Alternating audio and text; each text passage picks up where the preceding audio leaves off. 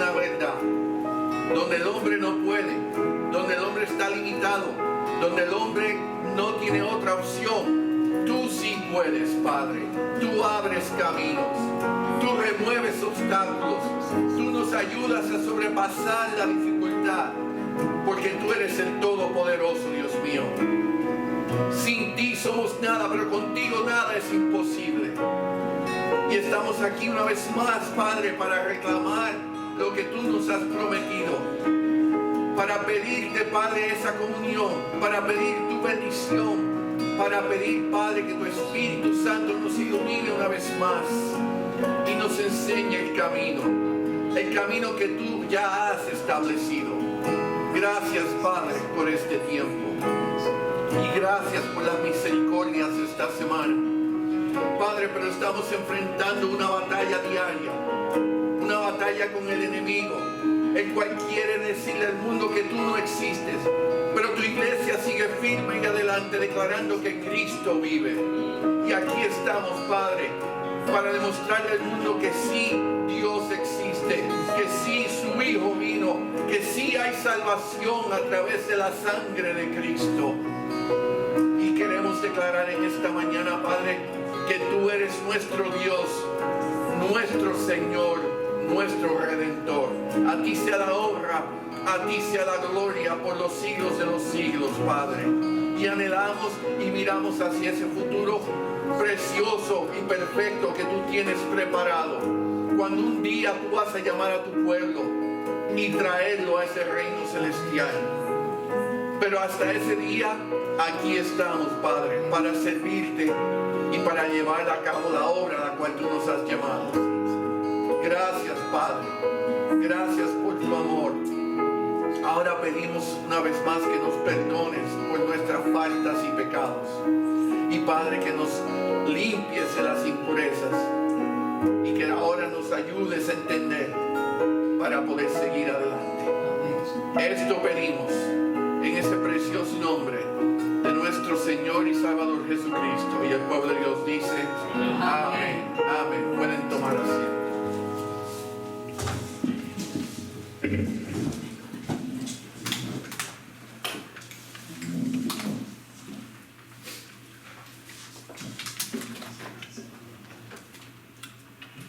La palabra de Dios en la carta de Romanos capítulo 10 versículo 14 dice así: ¿cómo pues invocarán a aquel en el cual no han creído?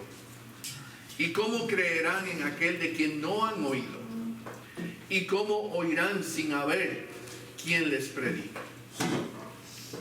A través de las edades, de los tiempos, el Señor ha utilizado a sus siervos para comunicar el mensaje de reconciliación y salvación. Cuando el apóstol Pablo escribió esa porción, él estaba expresando su preocupación por la salvación de sus hermanos judíos. En ese mismo capítulo 10, en el versículo 1, él declara lo siguiente: hermanos, ciertamente el anhelo de mi corazón y mi oración a Dios por Israel es para salvación. Salvación. Por cierto, eso debería ser, o ese debería ser el sentir de cada cristiano hacia todo aquel que no ha aceptado a Cristo como su Señor y Salvador.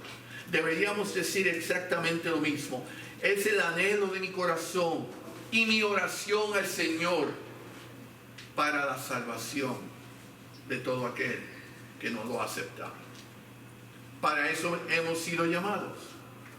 Y a través de su carta a la iglesia de Roma, el apóstol había tratado de aclarar la diferencia entre la invalidez del antiguo sistema religioso basado en ceremonias, sacrificios y rituales, los cuales no podían reconciliar al hombre con Dios, a esa forma original que él había establecido en el paraíso, versus la salvación eterna que se puede obtener cuando creemos y aceptamos el sacrificio de Cristo en la cruz. En En esa misma carta en Romanos, capítulo 10, la segunda parte del versículo 8, versículo 9 y versículo 13, leemos lo siguiente. Esta es la palabra de fe que predicamos, que si confesares con tu boca que Jesús es el Señor y creyeres en tu corazón que Dios le levantó de los muertos, serás salvo. Y el versículo 13 dice, porque todo aquel que invocare el nombre del Señor será que salvo, dice el hermano Pablo. Para el sistema religioso existente, eso era blasfemia. Ellos no podían aceptar, comprender y mucho menos aplicar algo como esto. Para ellos era todo basado en acciones, en reglas. El Señor les había dado una ley, la cual ellos necesitaban cumplir, pero hipócritamente la estaban manipulando para beneficio personal y para manipular al pueblo. Por otro lado, para el mundo necesitado, para aquellos que reconocían que era imposible cumplir con algo tan difícil, pero querían tener una relación personal con ese Dios creador, con el Dios que ellos sabían que existía, esto era una gran esperanza. Ellos sabían que no podían, y ahora Pablo les dice, si aceptan, si declaran, si confiesan el nombre del Señor, pueden tener salvación. Regresando al versículo 14, Pablo estaba tratando de hacer reflexionar al pueblo en cuanto a la gran responsabilidad de todos los siervos de Cristo que ellos tienen. La gran responsabilidad que cada uno de nosotros tenemos en el ministerio de la salvación. Y en esta porción, ese versículo 14, el apóstol nos confronta y nos confronta a nosotros con varias preguntas con el propósito de hacernos reaccionar, de hacernos entender. Él dice, ¿cómo pues invocarán a aquel en el cual no han creído? ¿Cómo creerán en aquel de quien no han oído? ¿Cómo oirán sin saber, sin haber quien les predique? Y en el versículo 15 añade, ¿cómo predicarán si no fueren enviados? En primer lugar, él dice, ¿cómo van a acudir? ¿Cómo van a clamar? ¿Cómo van a confiar? ¿Cómo van a tener fe en alguien en quien no han creído? Y es una simple pregunta, pero tiene totalmente toda lógica. ¿Cómo van a confiar en algo en que no han creído? ¿Cómo usted y yo vamos a confiar en algo en que no creemos? ¿Se montaría usted en un avión si no cree que puede volar? La respuesta posiblemente va a ser, espero que no. Y ese es el hecho. Yo no puedo poner mi fe, mi confianza en algo que no creo. Si yo no confío en usted, ¿cómo voy a darle una responsabilidad la cual no pienso que va a cumplir? Entonces, ¿cómo van a ser salvos si no creen en el único que los puede salvar? ¿Cómo el mundo va a venir a Cristo si no creen que Cristo es el Hijo de Dios? Segundo, dice, ¿cómo van a creer en Él que los puede salvar si no han oído acerca de Él? Otro hecho muy cierto. ¿Qué decisión se puede tomar si la información o la enseñanza no está disponible? ¿Cómo podemos aceptar a Cristo si no hemos oído de Cristo? Por eso es que el Señor nos ha ordenado ¿a qué? A ir a todas las partes del mundo. Marcos 16:15. Y les dijo el Señor hablando a sus discípulos, id por todo el mundo y predicar el evangelio a toda criatura. Hermanos, eso no es un deseo del Señor. Eso es una ordenanza del Señor. Él le ha dicho a su pueblo, a sus discípulos, que tenemos que ir a todas las partes del mundo y predicar el evangelio de salvación. ¿Por qué? Porque necesitan oírlo. ¿Para qué? Para que puedan ser salvos. Por eso es que el apóstol dice, ¿cómo oirán sin haber quien les predique? Es necesario que alguien hable, enseñe o predique el evangelio para que la gente llegue a ser salvos. Alguien tiene que hacer la obra. Y todos pueden mirar al frente y decir, para eso está usted ahí, pastor. Esa es su obra. Para eso le pagan los grandes. No.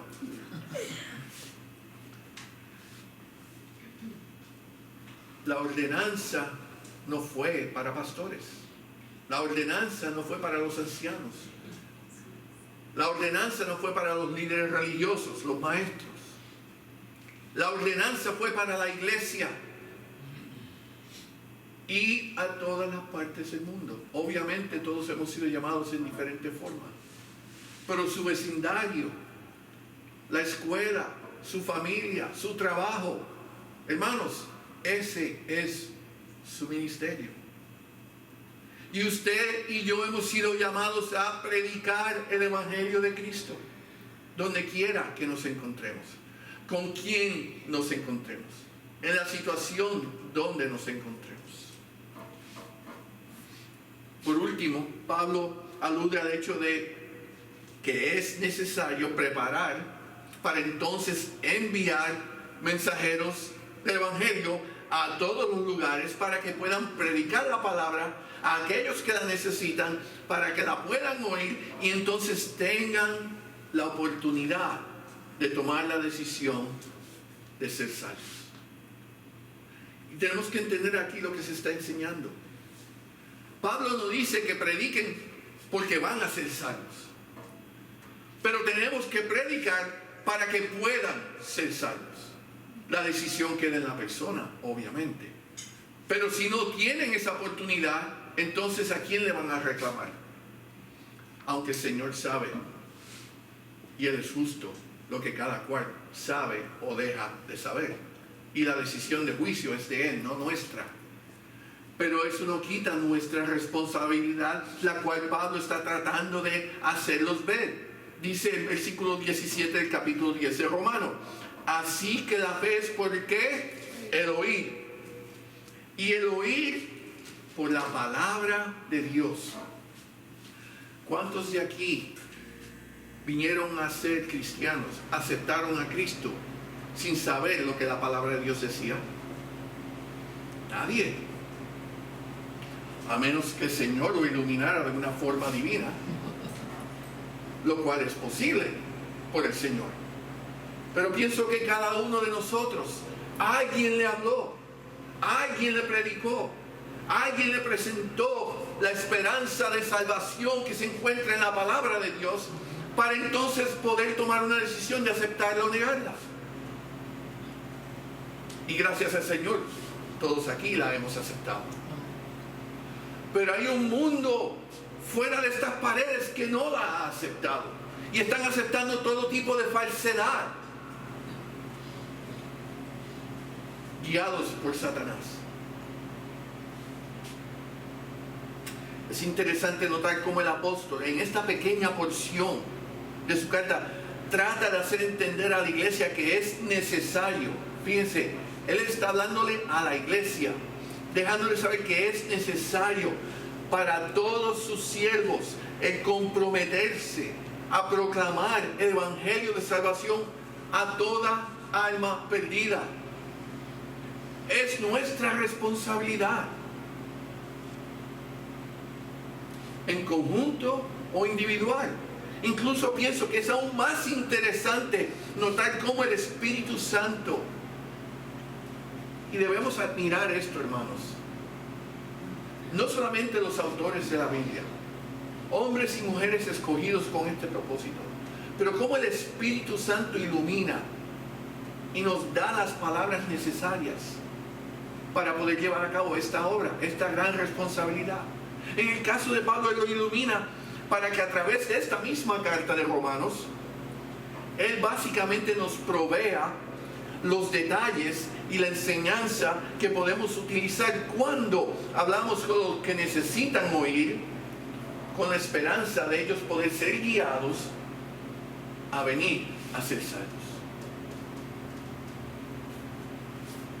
Él nos da todo lo necesario. Y no porque Pablo era tan sabio, no porque él sabía tanto, aunque lo era sabio, y sí sabía en cuanto a las Escrituras. Pero en un momento, con todo ese conocimiento, él estaba persiguiendo a la iglesia de Cristo. Así que el conocimiento no es lo que nos hace o nos da valor. Es el entendimiento de lo que la palabra dice para poder ser utilizados por el Señor en este ministerio. La obra de salvación. Fíjense, leemos en esta carta de Romanos, capítulo 3, versículos 10 y 12. Y voy a ir rápidamente, no tienen que ir a ellas. Como está escrito, y fíjense que cuando un autor dice como está escrito, eso es algo que ya existía previamente, no es algo nuevo. No hay justo ni aun uno. Versículo 12. Todos se desviaron, a una se hicieron inútiles. No hay quien haga lo bueno, no hay ni siquiera uno. No hay ni siquiera uno. Hay que hacer una pausa ahí. Pablo está diciendo que ya estaba escrito que ante los ojos del Señor no hay un ser humano, nunca lo ha habido, nunca lo va a haber, que haga lo bueno. Ya, deprimente, nos podemos echar a llorar todos. Nadie existe. Pero seguimos, versículo 23 del capítulo 3. Por cuanto todos pecaron, no algunos, todos pecaron y están ¿qué? Destituidos de la gloria de Dios. Como no hay nadie bueno, obviamente todos somos pecadores, y el resultado del pecado es que hemos sido destituidos de la gloria de Dios. Capítulo 5, versículo 12. Por tanto, debido a esta situación, como el pecado entró en el mundo por un hombre, y por el pecado la muerte, y ahí tenemos que ir al comienzo, Génesis, por Adán entró el pecado, y el Señor le dijo, el día que comieres del árbol, morirás. Entró la muerte, el resultado del pecado. Dice ahí, así la muerte pasó a todos los hombres, por cuanto todos pecaron. Capítulo 6, versículo 23. Porque la paga del pecado es ¿qué? Muerte. Mas la dádiva de Dios, y ahí viene la esperanza para este mundo perdido, para usted y para mí. Pero la dádiva de Dios es ¿qué? Vida eterna en Cristo Jesús, Señor nuestro. Y ahora Pablo empieza a guiarnos en el camino de esa salvación. Hay esperanza, y esa esperanza es en Cristo. Pero fíjense que él no dice Cristo punto, no, Cristo Señor nuestro, lo que implica que cuando tomamos esa decisión estamos diciendo Señor Jesús, Cristo Jesús, yo me someto a tu señorío. No es dame lo que tú tienes y sigo por mi camino. Yo tengo que aceptar y reconocer que Él ahora es mi Señor. Continuamos, capítulo 5, versículo 8. Mas Dios muestra su amor para con nosotros, en que siendo aún pecadores, Cristo murió por nosotros. Ese Cristo a quien yo me voy a someter, la razón por la cual me voy a someter, es porque ya Él hizo algo por mí que yo no merecía. La muerte es el resultado del pecado. Yo merezco muerte. Y Él tomó esa muerte y dice, yo te doy una opción, vida eterna, si me aceptas a mí. Y lo que yo hice por ti, sin tú merecerlo. Otra clarificación, claramente Pablo nos está diciendo que no hemos hecho nada para ganar este beneficio. No lo merecemos. No podemos hacer nada. No vamos a lograr nada que nos lleve al punto donde merecemos esa salvación. Él nos la ha dado gratuitamente sin merecerlo, y eso se conoce como la gracia de Dios. concluyendo el capítulo 10, versículo 10 dice: porque con el corazón se cree para justicia, pero con la boca se confiesa para salvación. Hermanos, ¿dónde en algún momento aquí hemos dicho que hay que hacer algo, algún tipo de acción, obra, para obtener lo que el Señor nos está ofreciendo? No, todo lo ha hecho Él. Él simplemente pide: sométete a mí por lo que yo he hecho por ti. Simplemente, verbalmente, confesar: yo soy pecador, yo necesito a Cristo, yo lo reconozco como Señor de mi vida, y Él dice: y serás salvo. Obviamente, existen otros versículos en las Escrituras que podemos utilizar cuando le hablamos a la gente. Estos no son los únicos. Es importante también entender que el modo, el estilo o manera como presentamos el Evangelio no es importante. Cada cual lo puede hacer en su propia forma. No es paso 1, paso 2, paso 3. Hay denominaciones, sectas que van a las casas tocando la puerta para decirnos el versículo que estudiaron esa mañana y en la forma que tienen que hablarlo para convencernos de seguirlos a ellos. Eso no es lo que la palabra de Dios enseña. Lo que es importante es que sea un mensaje sincero y personal. Un mensaje al cual nosotros, individualmente, cada uno de nosotros nos podemos relacionar íntimamente. ¿Y por qué es eso? Porque ese es el mensaje por el cual cada uno de nosotros vinimos a ser salvos. Y eso se conoce como el testimonio personal de cada uno. Si yo le preguntara a cada uno de ustedes cómo vinieron a ser salvos, cómo llegaron a Cristo, posiblemente cada uno sería diferente. La situación, el lugar, las condiciones, qué fue lo que se les dijo, cómo se los dijeron y qué logró que llegaran a aceptar. No fue la persona que se los dijo, no fue en la forma que se los dijo, que quede claro. Cada uno de nosotros vinimos a Cristo porque el Espíritu Santo nos tocó, nos dio entendimiento para poder comprender y entonces poder aceptar. La obra sigue siendo de Dios.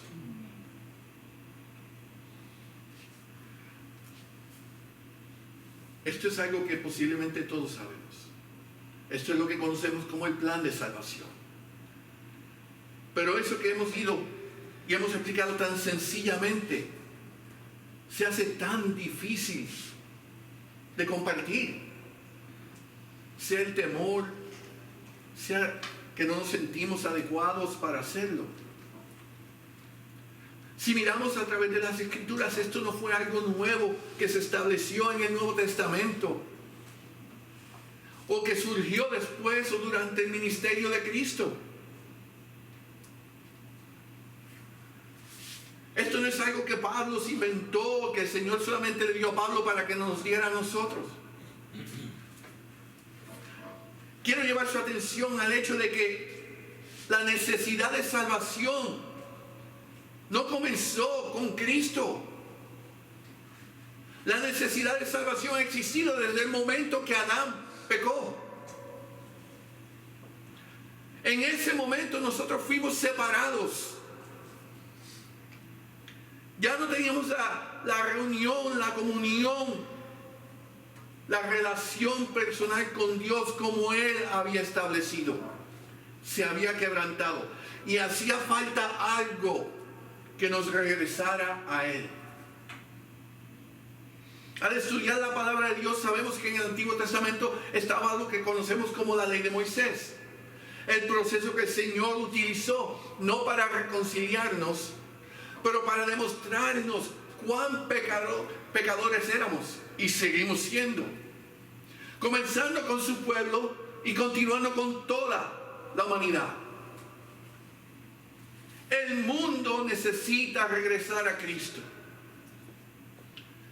El mundo quizás no lo quiera aceptar o reconocer, no deja de ser que es un hecho. Estamos separados de Dios y algo tenía que venirnos a reconciliar. Pero como dije, esto no es un mensaje que se desarrolló cuando vino el Señor y se encarnó, cuando fue crucificado y resucitado a su reino. Esto viene desarrollándose mucho antes. Y ahí es que lo quiero llevar en esta mañana. Y les pido que vayan conmigo al Salmo 53. Continuando con esta serie en los Salmos. Y es un pequeño salmo, 6 versículos. Y debido a que es pequeño, les voy a pedir que se pongan de pie y que lo leamos juntos.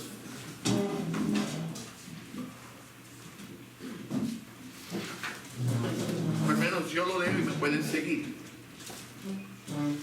Salmo 53, el autor es David. Y dice el salmo de la siguiente manera. Dice el necio en su corazón que no hay Dios. Se han corrompido e hicieron abominable maldad. No hay quien haga bien. Dios desde los cielos miró sobre los hijos de los hombres para ver si había algún entendido que buscara a Dios.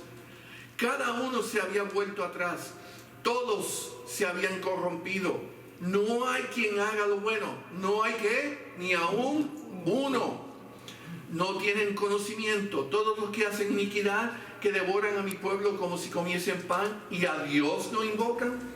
Allí se sobresaltaron de pavor, donde no había miedo, porque Dios ha esparcido los huesos del que puso asedio contra ti.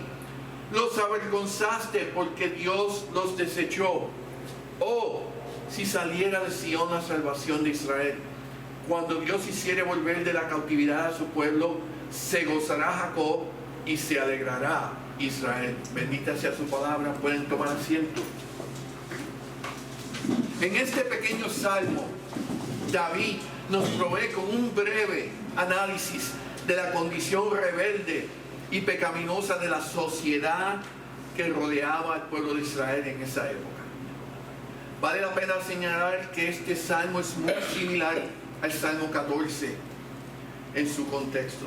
Si miran el Salmo 14 van a ver mucha similaridad entre ellos. David comienza su exposición declarando la falta de espiritualidad del pueblo. Dice el necio en su corazón, no hay Dios. No hay Dios.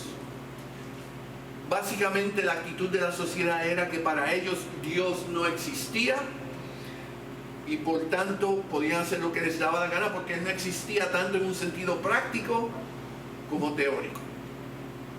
En esencia, ellos estaban practicando ¿qué? El ateísmo. No hay Dios. Por lo tanto, no hay responsabilidad, no hay moralidad, no hay espiritualidad. ¿Por qué? Porque no hay Dios. Y esta es una práctica que está creciendo día a día en nuestros tiempos. ¿Por qué podemos decir eso?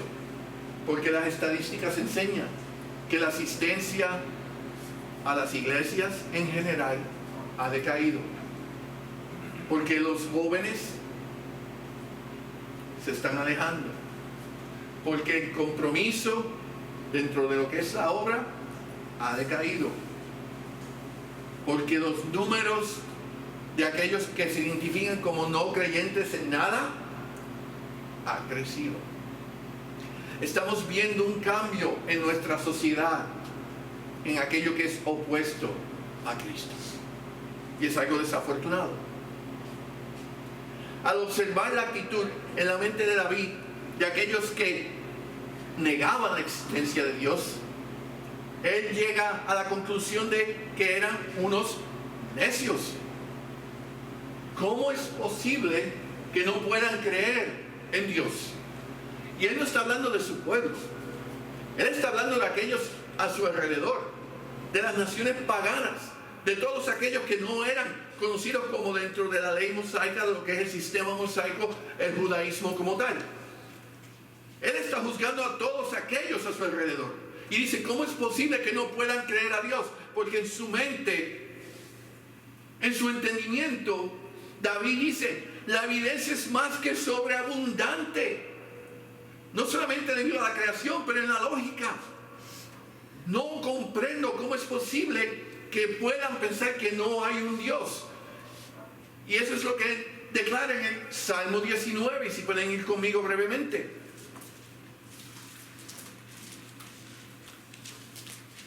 Salmo 19, versículo 1. Los cielos cuentan ¿qué? La gloria de Dios, y el firmamento anuncia la obra de sus manos. Comenzando ahí, él dice, lo que vemos, la creación como tal, tiene que ser una obra hecha por alguien perfecto, algo que es mucho más grande que la misma obra en sí. Versículo 4. Por toda la tierra salió su voz, y hasta el extremo del mundo sus palabras. Está declarando que la naturaleza como tal nos habla, nos provee la evidencia de entender que hay algo mucho más grande que lo que conocemos. Versículo 7. La ley de Jehová. Si no es la naturaleza y la creación, entonces miremos la ley como tal. La ley de Jehová dice ahí que es ¿qué? Perfecta. Perfecta. Y lo que nos está dejando saber o nos hace entender es que esto que el Señor nos ha dado, no hay comparación ninguna con otro tipo de ley que el hombre haya creado, establecido. Esta ley es perfecta. ¿Y cómo sabemos que es perfecta? Porque nadie la puede cumplir. Nadie fuera de nuestro Señor Jesucristo puede cumplir con la ley de Dios. ¿Por qué? Porque nosotros somos imperfectos. Y dentro de ese entendimiento, dentro de ese razonamiento, David dice, son necios, porque están ignorando lo que tienen de frente, lo que es evidente o debería ser evidente. Pero la realidad es que no fue en esa época, ha sido a través de la historia, a través de los tiempos. El hombre ignora la evidencia que está disponible. Miremos a nuestro alrededor. Y la realidad es que hoy en día existen poderosos argumentos acerca de la existencia de Dios. Con los avances, con la tecnología, con todo lo que tenemos disponible, nos provee más evidencia. La existencia del universo, que hoy en día a través de la tecnología podemos ver lo que ellos obviamente no podían ver. Las galaxias, los planetas, las estrellas, todo lo que existe y lo que nos falta por ver. Esto nos indica que debe haber un Dios creador. Y la evidencia, la ciencia nos las está concediendo a través de esa misma tecnología que ellos están desarrollando. La existencia de un diseño en el universo. ¿Cómo es posible que a través de una explosión todo quedara en el lugar perfecto para que funcionara en la forma que funciona? ¡Qué suerte tenemos nosotros! Hermanos, la tierra quedó exactamente donde tiene que caer. ¡Qué puntería! Ese día el Señor jugó el loto. Por favor. En la lógica, es ilógico el pensar que fue una casualidad. Y ese diseño nos muestra que debe de haber un diseñador supremo que hiciera los planetas, las estrellas, el sol, todo en el orden necesario. Lo cual nos lleva a la naturaleza y el carácter de la humanidad. Eso nos revela que debe haber un Dios de relaciones. ¿Por qué hay un matrimonio?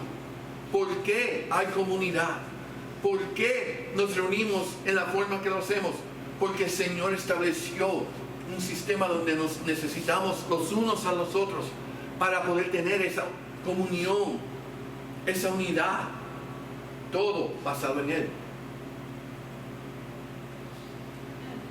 De igual manera, la existencia de la moralidad. Esto significa que debe de haber un Dios de orden y de gobierno. Si no hubiera moralidad, ¿para qué hacemos las leyes? ¿Por qué hacen falta las leyes? Para mantenernos en el orden y no hacer daño los unos a los otros. Es importante entender que la idea detrás de la palabra hebrea traducida a necio, ¿por qué los llama necio? Es más un significado moral que intelectual. Lo que quiere decir es que cuando David escribe, dice necio en su corazón. El enfoque de él no eran las personas que se consideran lo suficientemente inteligentes para tratar de entender a Dios. No existe tal persona. Y él no está diciendo aquellos que se creen inteligentes donde en su intelecto deciden no puede haber Dios. No, no. El enfoque de él era más bien aquellos que simplemente rechacen a Dios como tal. Su divinidad, su justicia, su autoridad, su soberanía, etc. Sin tener una base sólida de por qué rechazar a Dios como tal. Simplemente lo rechazan. Y él dice que son necios. Lo que él, dentro de su mente, y lo que nos está expresando, que la decisión al rechazar no era basada en el intelecto, pero más bien en su falta de moralidad. Y si verdaderamente vemos lo que él nos está diciendo, y es una gran realidad, la mayoría del mundo no rechaza a Dios porque son sabios, por el contrario, son necios. Rechazan a Dios porque no quieren someterse a Dios y quieren vivir sus vidas de acuerdo como ellos deseen. Y eso es una gran diferencia. El hecho de que algunos hombres, debido a su aparente intelecto, insistan en negar la existencia de Cristo no significa ni implica que Él no es real. Esto simplemente confirma su necedad espiritual. Romanos 1, versículo 22, dice: profesando ser sabios, se hicieron una vez más necios. Mientras más inteligentes se creen, más necios son. Y eso es un hecho. La ciencia, mientras más descubre, más ignorante es en lo que es la espiritualidad y la divinidad de Dios. Y ese es el hombre en el pecado. Yo no rechazo a Dios posiblemente porque yo creo que Él no existe. Yo rechazo a Dios porque no quiero hacer lo que Él dice que yo haga. Y así probablemente éramos cada uno de nosotros. Pero si yo estoy disfrutando mi vida, ¿por qué tengo que dejar de hacer esto, aquello, lo otro? Y ser miserable. David continúa su exposición acerca de la condición de la humanidad, declarando lo siguiente, la segunda parte del versículo 1 y el versículo 3. Se han corrompido e hicieron abominable maldad. No hay quien haga bien. Versículo 3. Cada uno se había vuelto atrás. Fíjense, cada uno se había vuelto atrás. Quiere decir que habían llegado a cierto entendimiento y ahora habían retrocedido y echado para atrás. Y dice, todos se habían corrompido. No hay quien haga lo bueno, no hay ni aún uno. Entonces lo que Él nos está diciendo es que el resultado de negar a Dios conduce a los hombres hacia la corrupción y la maldad. Qué verdad tan cierta. Cuando negamos la existencia de Dios, ¿a quién nos estamos entregando? A Satanás. Indirectamente, sin quizás entenderlo, pero eso es lo que estamos haciendo. Nos estamos entregando al gobierno de Satanás. Siendo que todos somos pecadores, el mensaje aquí es que hay una marcada diferencia en el comportamiento moral de aquellos que toman a Dios en serio, que reconocen al Señor como tal, y aquellos que lo rechazan. Fíjense que David dice, no hay uno.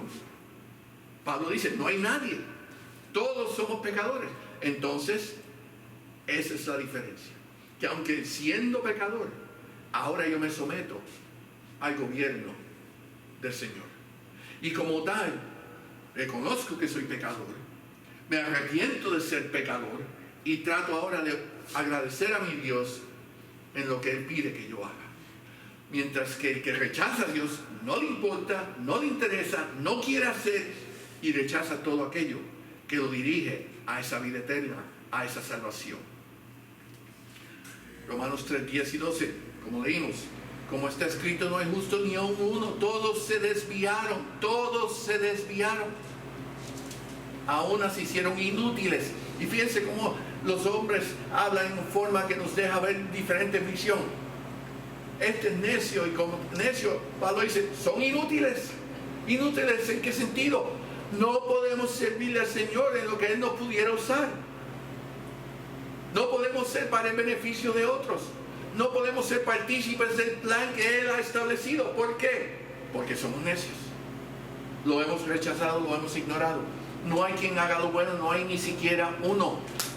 Tan desagradable era la condición de la sociedad en ese tiempo como lo es hoy en día, que David declara: Dios desde los cielos miró sobre los hijos de los hombres para ver si había algún entendido que buscara a Dios.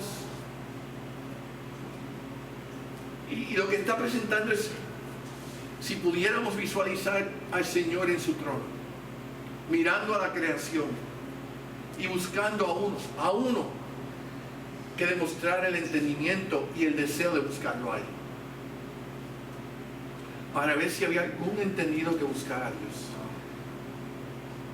Lo ignorante del mundo es que el hombre puede tratar de ignorar o pensar que Dios no existe, pero la realidad es que el Señor nunca ignora o se olvida de su creación.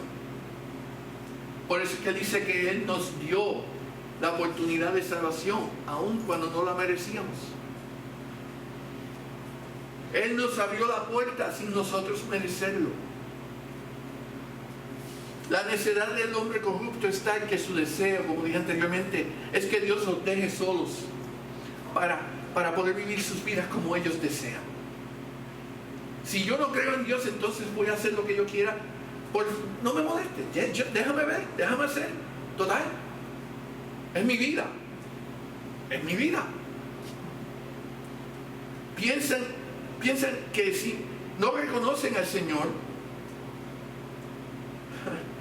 cuando lo ignoran, pueden hacer lo que quieran, pueden vivir como ellos desean, no entendiendo que la única razón por la cual pueden vivir es porque el Señor mismo les ha concedido la vida. Primera de Juan, capítulo 5, versículos 11 y 12 dice: y este es el testimonio, que Dios nos ha dado vida eterna, y esta vida está en su Hijo. El que tiene al Hijo tiene la vida. El que no tiene al Hijo de Dios no tiene la vida.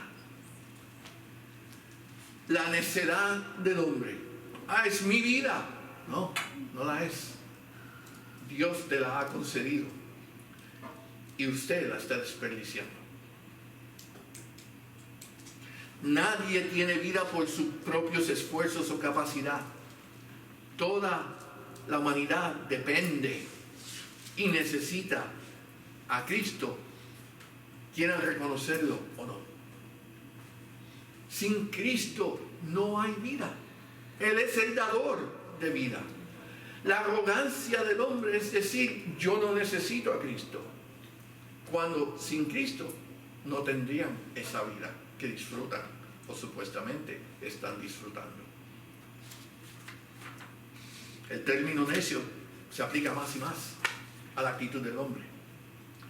La declaración de la vida acerca de la condición de una sociedad en la que el Señor estaba buscando a alguien. Cuando Él dice: el Señor desde el cielo está buscando, mirando a ver si hay alguien con entendimiento, alguien que lo estuviera buscando a Él, es una declaración triste. Dice: no hay una persona que el Señor diga: mira, este me está buscando. ¿Por qué dice eso? Porque el pecado reina en esta creación. Y aunque nosotros declaremos y expresemos: no, yo soy siervo de Cristo, la realidad es que el pecado sigue atacando y una y otra vez seguimos cayendo. Es una batalla diaria, constante. Y todos la tenemos que pelear. Esto es una indicación, en el caso de esta sociedad, de apatía espiritual, un enfriamiento hacia Dios. No hay Dios. Y eso es algo que desafortunadamente estamos nosotros viviendo en nuestros tiempos, donde más y más gente se está diciendo, ¿dónde está Dios? Mira el mundo cómo está. Exactamente, la contradicción está ahí. El mundo está como está porque estamos rechazando a Dios. No es que Él se fue, es que nosotros lo hemos sacado. ¿De dónde? De las escuelas, del gobierno, de los lugares públicos, donde no podemos expresar que Dios es Dios y quién Él es, porque, pero puedes ofender. Sin embargo, otros pueden hacerlo con sus creencias y sus sectas y sus ídolos. Pero a Dios, al verdadero, único Dios, seguimos diciéndole, no, aquí no, aquí no, aquí no. Entonces preguntamos, ¿por qué? ¿Por qué están matando estudiantes en las escuelas? ¿Por qué tanto aborto? ¿Por qué esto? ¿Por qué aquello? Porque nosotros somos pecadores y le hemos dicho a Dios, no queremos que estés envueltos en nuestras vidas. Y eso es lo que David estaba aquí declarando.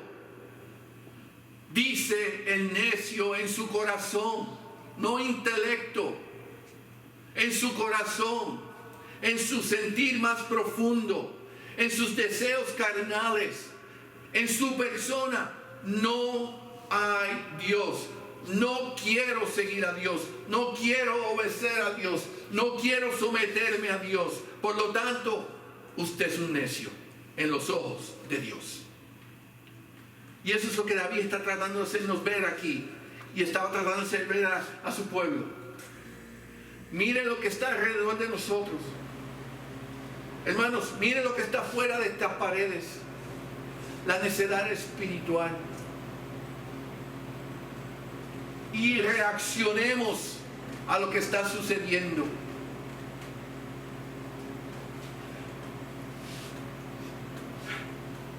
Cuando llega aquí a este punto, después de considerar la profundidad de la caída del hombre, David hace una pequeña pausa y ahora lidia con el destino del pueblo de Dios en un mundo caído. Y en el caso nuestro, el destino de la iglesia en un mundo caído.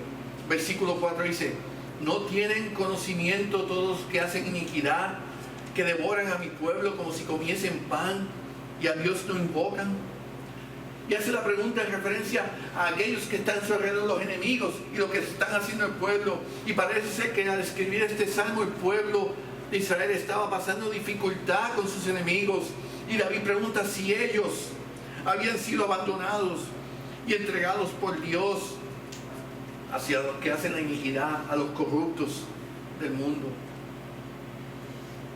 Y hoy, viendo la iglesia de Cristo siendo perseguida a través del mundo, lo que estamos visualizando en la televisión, las noticias que oímos acerca de cómo están atacando a la iglesia de Cristo en todas las partes del mundo. Algunos preguntan si el Señor, si Jesús se ha olvidado de su iglesia y la ha entregado a aquellos que la están persiguiendo, cuando Él mismo dijo, nunca, nunca los abandonaré o los desampararé. Cuando antes se les dijo, yo estaré con ustedes, ¿hasta cuándo? Hasta el fin del mundo. Nunca. Una promesa directa de Él. Pero se preguntan, ¿dónde está el Señor? ¿Dónde está Cristo? ¿Por qué esto? Pero David, al hacer la pregunta, la hace con un propósito. Razonemos. E inmediatamente le declara al pueblo que Jehová es su protector y pueden confiar en Él. Versículo 5 dice, porque Dios ha esparcido los huesos del que puso asedio contra ti.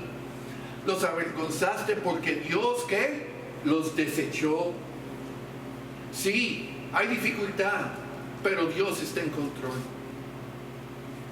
Y esa es la esperanza que dará el pueblo. No piensen que Él los ha olvidado. Por el contrario, Él los ha esparcido. Él los ha desechado. Y de igual manera la iglesia de Cristo puede confiar y tener fe de que Cristo no lo ha desamparado. El Señor no nos ha desamparado, ni nos va a desamparar. Por el contrario, y a veces ahí es que fallamos, no entendemos lo que el Señor está haciendo. Hay apatía, y la apatía está dentro de la iglesia. Hay muchos que vienen y participan porque es lo que tienen que hacer, es lo que deben de hacer, es lo que les enseñaron, pero no entienden la responsabilidad de lo que esto significa. ¿Por qué verdaderamente venimos aquí semanalmente? ¿Por qué decimos ser cristianos? ¿Por qué el Señor nos llamó y qué es nuestra función? ¿Cuál es nuestra función hoy? Y con cumplir el domingo ya hice.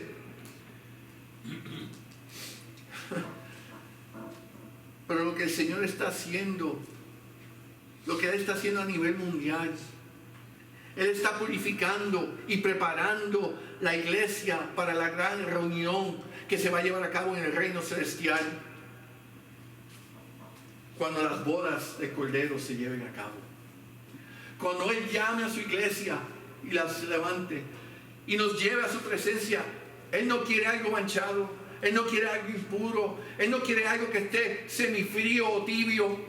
Él quiere algo puro y santo, listo para reunirse con su Señor. Apocalipsis 19, versículos 7 y 8. Si van conmigo brevemente.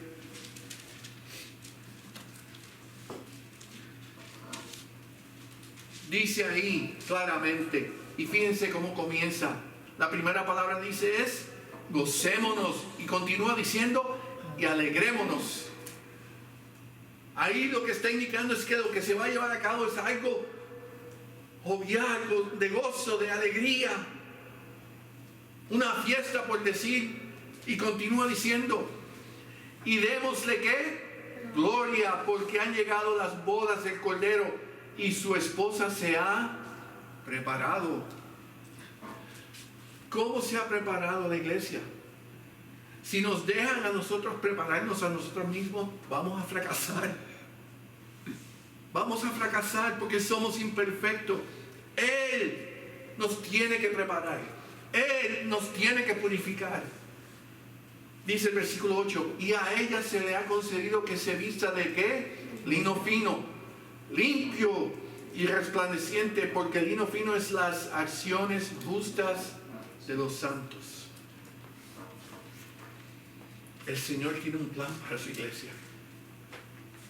El Señor nos está decorando. Es como las novias cuando van a buscar ese vestido, el especial. No cualquier vestido, el perfecto. Tiene que hacerlo, lo feo tiene que verse bonito. Y ese vestido es uno tras otro, hasta que dicen, este es el vestido. Y se miran en el espejo y resplandecen. La novia más linda del mundo. Y la madre llora, y el padre no puede hablar. ¿Por qué? Porque es preciosa. Y en ese día, cuando se presenta, el novio no tiene palabras que decir. Porque está vestida con lino fino. Y la iglesia va a ser vestida de lino fino. Pero ese lino fino no es porque somos perfectos. No es porque somos buenos, porque no hay ni uno. Pero porque el Señor nos ha purificado. Él nos ha limpiado. Y Él nos ha hecho dignos de ser partícipes de las bodas del Cordero.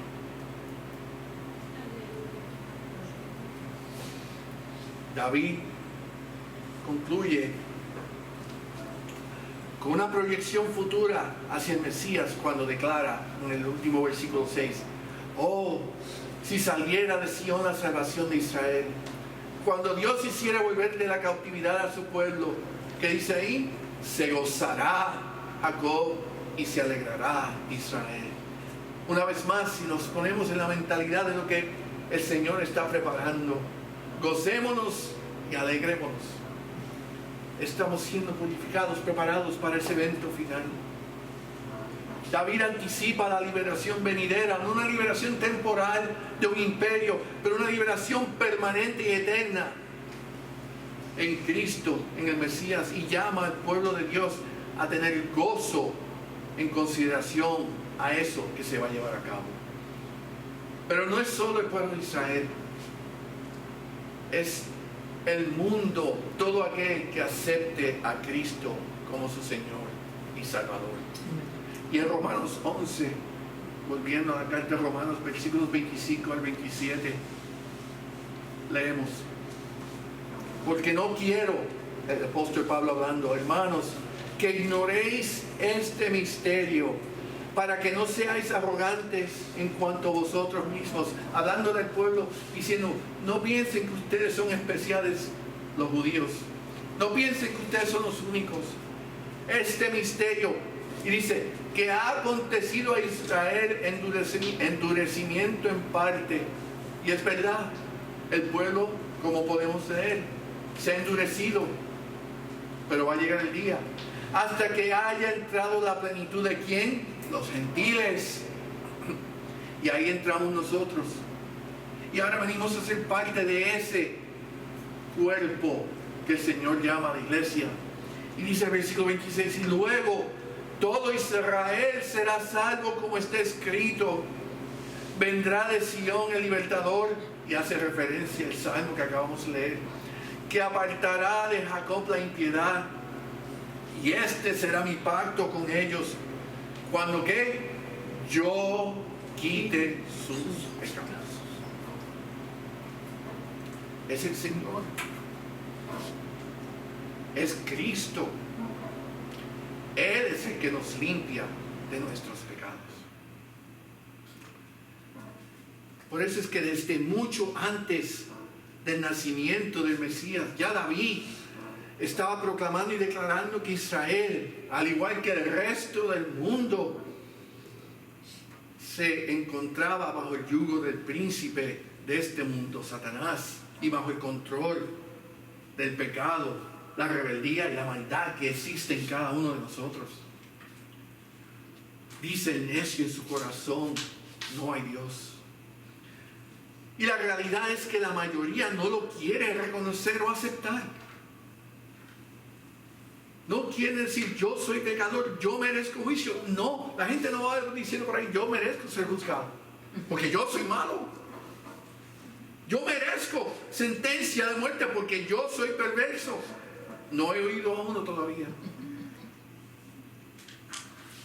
Pero eso no cambia el hecho de que ante los ojos del Señor, como dicen las Escrituras, no hay justo ni aún uno. Y como resultado de que no hay justo ni aún uno, están todos destituidos de la gloria de Dios.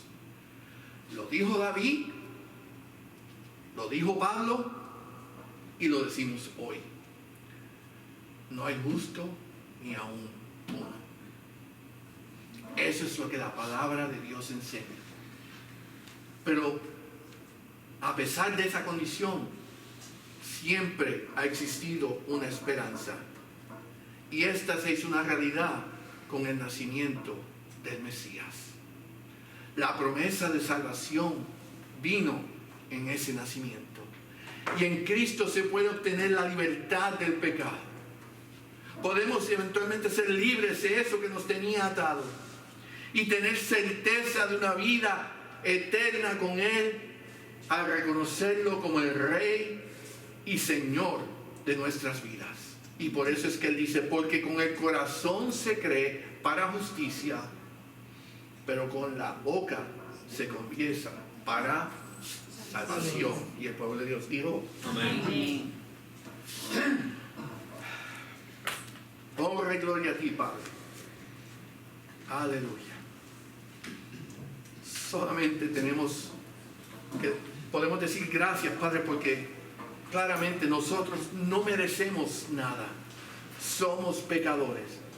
Pero por tu amor, por tu misericordia y por tu gracia nos has concedido la oportunidad de tener vida eterna junto contigo en el reino celestial.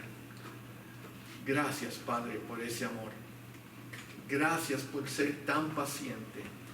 Gracias por amarnos de tal manera que entregaste a tu Hijo en sacrificio para que pudiéramos ser reconciliados contigo. Padre, ayúdanos a entender la grandeza de la responsabilidad que tenemos como siervos. Y ayúdanos, Padre, a llevarla a cabo como tú nos has llamado. Que el mensaje del Evangelio, el mensaje de salvación continúe yendo a todas partes del mundo. Nuestros vecindarios, nuestros hogares, nuestras escuelas, en todo lugar, allí y en toda la faz del planeta, que tu mensaje continúe fiel y firme, y que nosotros no escatimemos, no tengamos temor, pero con valor declaremos que Cristo es Dios y Cristo vive. Ayúdanos, Padre, a cumplir contigo y a servirte como tú mereces. Y esto pedimos en el precioso nombre de tu Hijo Jesús, nuestro Señor y Salvador. Amén. Amén.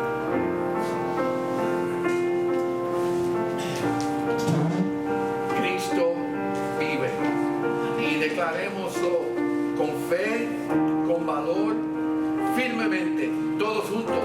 Cristo vive. Amén. Puestos en pie.